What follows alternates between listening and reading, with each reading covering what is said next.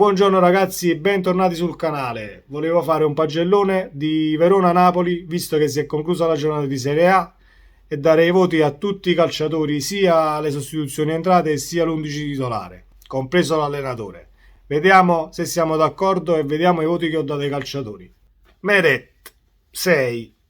Allora, Alex Meret, un 6 quasi politico, anche perché è finita, si vede già da tempo che è finita la carriera a Napoli e deve andare via quanto prima. Quindi gli do un 6 politico, anche se, ahimè, sul primo gol la difesa perde comunque, Lasagna che se ne va dietro alle spalle di Mario Rui, ma se guardiamo bene i replay, comunque sul calcio d'angolo per 10 secondi Meret non si gira dall'altra parte a vedere cosa gli stava succedendo dietro per poter eventualmente richiamare il terzino alla marcatura. Però forse sono troppo critico, ma è il mestiere del portiere. Di Lorenzo 6,5. Già l'anno scorso secondo me il miglior terzino destro del campionato, dopo l'Europeo vinto ha acquistato maggiore personalità e si è meritato la fascia del Napoli. Anche col Verona, niente da dire e nessuna sbavatura. Grande Giovanni. Rachmani, allora Rachmani gli diamo un 6, 6,5? Diamogli un 6,5, dai, di incoraggiamento, perché comunque la linea difensiva va ancora registrata. Abbiamo preso 2 gol per errori comunque dei due centrali che hanno dormito. Quindi gli diamo al 50 e 50 a lui e Kim. Anche il secondo gol comunque c'è una disattenzione che va eliminata. Però tutto sommato caparbietà, maglia sudata e prontezza sugli interventi, 6,5. Kim, per Kim vale lo stesso discorso di Rachmani, purtroppo le dormite sui 2 gol abbassano la media voto, comunque 6,5 anche a Kim. E l'abbiamo visto andare su tutti i palloni, andare su tutti i giocatori che gli si facevano incontro e lottare su tutti i contrasti. Alla fine la linea difensiva ci vuole un po' di tempo per essere registrata e quindi ha dalla sua parte l'arrivo tardo al Napoli e non ha avuto tempo di poter provare. Quindi 6,5 e che anche Kim è promosso. Mario Rui 6,5, poteva essere un 7 pieno, ma si abbassa il voto per l'errore sul primo gol a metà tra lui e Meret. Quindi 6,5. Sulla fascia sinistra sono 2 anni secchi che gioca sempre lui e se la comanda lui. È rimasto l'ultimo del vecchio Napoli, vecchio tra virgolette, il Napoli che parlo dal 2013 ad oggi. E niente da dire. Mario Rui è diventato il perno della fascia sinistra e Oliveira dovrà sudarsi il posto. Lobotka 8. 8 secco, perché Lobotka per me è stato il migliore in campo. Se guardiamo le statistiche, il 98% dei passaggi ultimati, 12 contrasti su 13 vinti e ha fatto anche un gol da cineteca. Ha preso la palla e se n'è andato da solo e l'ha piazzata con un colpo da biliardo. Quindi speriamo che Lobotka prenda sempre tutti 8 in pagella, perché è fondamentale per il centrocampo del Napoli. Frank Zambo Anguissà contro il Verona, partita da 7,5. Ha recuperato tantissimi palloni, contrasti vinti e all'80° ha tentato anche una rovesciata da centro area. Quindi condizione e lucidità siamo al top. E poi Frank Zambo lo sappiamo che è un giocatore che non si dà mai per vinto e corre per 90 minuti e suda la maglia. Una grandissima prestazione, 7,5. Zielinski 7.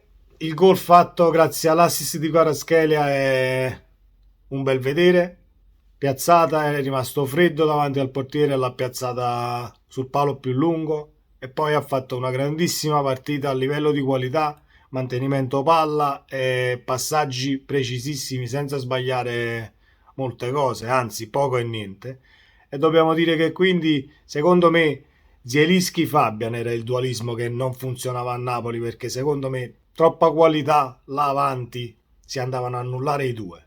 Quindi bentornato Zielinski. Lozano 7. Lozano ha fatto impazzire il terzino sinistro del Verona. L'ha puntato sempre, qualsiasi volta gli si presentava l'occasione l'ha puntato e l'ha saltato, e al bacio l'assist per l'1-0 con il colpo di testa di Kvaratskhelia. Un cross che Se lo andiamo a rivedere è la perfezione del cross, l'ha messo la palla al centro dell'area e Kvaratskhelia ha buttato dentro, quindi un Lozano che alla prima uscita ci fa dimenticare le partite giocate così così l'anno scorso. Vai Irving Lozano, 7. Osimhen 7 meno. Rispetto alle amichevoli estive si è integrato molto meglio nel 4-3 che nelle partite precedenti, quindi fa ben sperare per il futuro se dobbiamo giocare senza trequartista, anche se secondo me Osimhen è uno che rende alla grande con il trequartista dietro, ma se impara i movimenti per giocare in linea 3 davanti, secondo me è un grande attaccante. L'unica pecca è quella ciabattata all'inizio della partita sull'assist di Lozano a centro area piccola.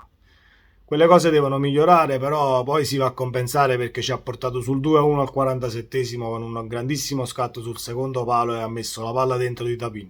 Kvaratskhelia 8. Ha fatto una gran partita.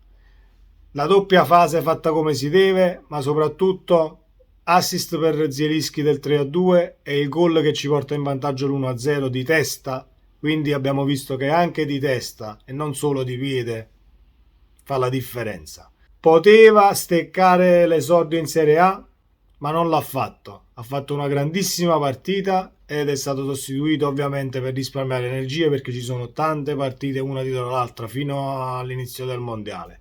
Quindi Kvaratskhelia 8 è una grandissima prestazione. Veniamo a chi è entrato dalla panchina. Olivera 6 politico, è entrato dalla panchina, comunque non c'è stata nessuna sbavatura e il Napoli comunque ha continuato a dilagare con i gol ed è finita 5-2, quindi 6 politico Olivera, ma dobbiamo rivederlo in campo per altre uscite. Elmas subentrato, ha fatto il suo, 6,5 lo diamo a Elmas perché comunque i passaggi non li ha sbagliati, movimenti fatti bene, è entrato e ha dato il suo contributo, quindi 6,5 ad Elmas. Un ass 7 meno, un ass, dai, perché a me un ass è sempre stato un giocatore che mi è piaciuto. Foga agonistica, corsa, dribbling, a partite in corso è devastante, quando gli altri sono stanchi li mette proprio a sedere in pochi metri, anche ti arriva a 50 cm e ti salta come se tu fossi un birillo, se sei stanco ovviamente, lui è più fresco, ti punta quasi sempre ed è questo che mi piace. È un giocatore che come Lozano, come vede l'avversario davanti, lo punta senza pensarci due volte. 7 anche a Politano che subentrato dalla panchina mette la firma tra i marcatori anche lui con un grandissimo gol, uno scambio, rientra sul sinistro e mette la palla in rete. E anche per lui stesso discorso di un ass. Secondo me sono calciatori che dal 60esimo in poi sono completamente devastanti. Puntano l'avversario, si portano il pallone sul loro piede e cercano la conclusione quasi sempre. Quando le partite sono chiuse o quando stai pareggiando una partita al 60esimo sono fondamentali, secondo me. Zerbin 6,5. Sarebbe stato un 7 se avesse buttato dentro quel pallone servito dalla destra da Politano. Però ahimè lo stop è arrivato lungo e il pallone è finito sul fondo. Dalla sua parte ci sta il fatto di averci provato, perché sarebbe stato molto più semplice battere a rete di prima e segnare il primo gol all'esordio in Serie A. Invece lui ha voluto stoppare il pallone e dribblare il portiere. Lo stop è uscito lungo purtroppo, però personalità da vendere solamente nel pensarla questa cosa, quindi 6,5 e secondo me è anche un giocatore da tenere in rosa, anche in vista della nazionale italiana. È gente che deve fare minutaggio a grandi livelli. Spalletti 7. Riesce ad amalgamare un Napoli che è ancora sul mercato, con una rosa incompleta, 3 calciatori che mancano, rimane sul 4-3 pur cambiando, non avendo più Insigne, non avendo più Mertens, partito Koulibaly. Era un Napoli che fino alle amichevoli estive lo davano tutti per spacciato. Spalletti ha messo in campo un Napoli contro il Verona che per 90 minuti ha dato l'anima e questa è la cosa più importante secondo me. Una cosa dettata secondo me anche dal fatto dello screzio che hanno avuto con Fabian Ruiz, perché Fabian Ruiz sì è a Paris Saint-Germain, deve andare al Paris Saint-Germain, però fino ad ora è un calciatore del Napoli e avrebbe dovuto giocare. Spalletti lo avrebbe tranquillamente schierato, ma a detta di indiscrezioni Fabian non si è voluto presentare alla partita e non ha voluto giocare lui, quindi Spalletti se l'è presa un po' e l'ha trasformata in cazzimma e abbiamo vinto 5-2. Quindi va bene così e Fabian rimane a Parigi che è meglio. Fatemi sapere se condividete la mia opinione, scrivetelo nei commenti qui sotto e iscrivetevi al canale e attivate la campanella delle notifiche. Ciao!